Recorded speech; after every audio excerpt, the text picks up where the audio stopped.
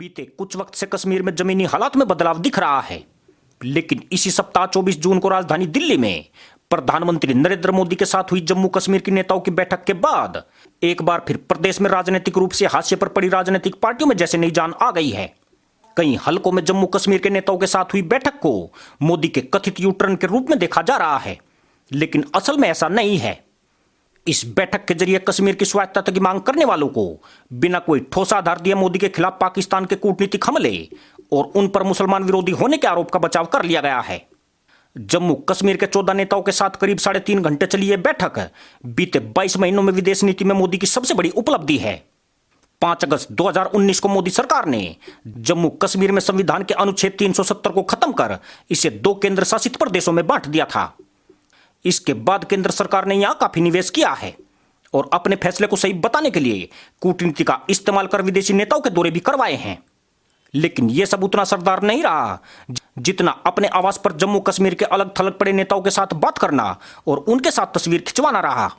इस एक तस्वीर ने मोदी की उस अंतर्राष्ट्रीय छवि को सुधार दिया है जो कश्मीर में कड़ी पाबंदियां लगाने, भारत समर्थक राजनेताओं की गिरफ्तारी और उनके साथ बात करने के इनकार के कारण बिगड़ गई थी।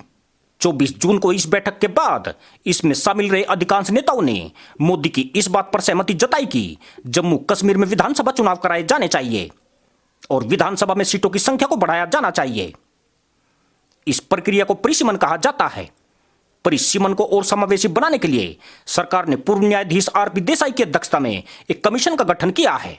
हालांकि नेशनल कॉन्फ्रेंस के नेता उमर अब्दुल्ला ने बैठक के बाद जम्मू कश्मीर पर अलग कमीशन बनाए जाने पर आपत्ति जताई है, लेकिन उनकी आपत्ति में भी 5 अगस्त 2019 को केंद्र सरकार के लिए फैसले पर एक तरह से स्वीकृति भी थी।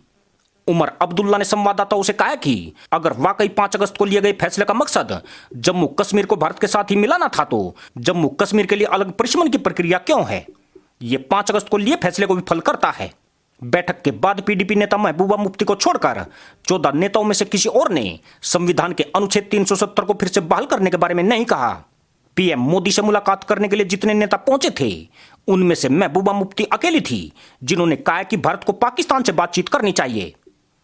उन्होंने कहा कि भारत सीमा पर संघर्ष विराम के लिए अगर खुफिया तौर पर पाकिस्तान से बातचीत कर सकता है तो उसे व्यापार और दूसरे मुद्दों पर भी उससे बात करनी चाहिए। उमर अब्दुल्ला और उनकी नेशनल कॉन्फ्रेंस बीते कई महीनों से मोदी सरकार के समर्थन में बयान दे रहे हैं, लेकिन बिना किसी ठोस बात के मोदी के साथ बैठक में शिरकत करने के लिए उन्हें अपनी पार्टी के भीतरी आलोचना झेलनी पड़ रही है। बीते 22 महीनों में कश्मीर की राजनीति में ऐसे नए नेता उभरे हैं जिन्होंने अब्दुल्ला और मुफ्ती परिवार पर लोगों को झूठे सपने दिखाने के आरोप लगाए हैं। दिल्ली में कश्मीरी नेताओं की बैठक का एक महत्वपूर्ण परिणाम यह हुआ कि मोदी सरकार दुनिया को संदेश दे पाई कि उनकी सरकार कश्मीरियों से बातचीत करने में इच्छुक है। कश्मीरी हलकों में अब यह चर्चा का विषय नहीं रहा है कि चुनाव से पहले जम्मू कश्मीर के अलग राज्य का दर्जा फिर से बहाल होगा या यह दर्जा बहाल नहीं हो पाएगा।